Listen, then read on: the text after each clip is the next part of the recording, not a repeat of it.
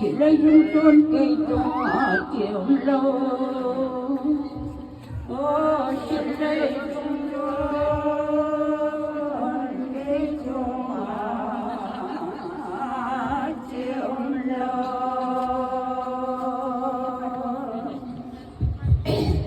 phải tại chỗ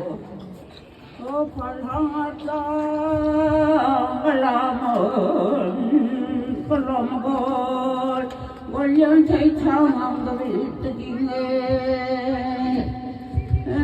원년 대창한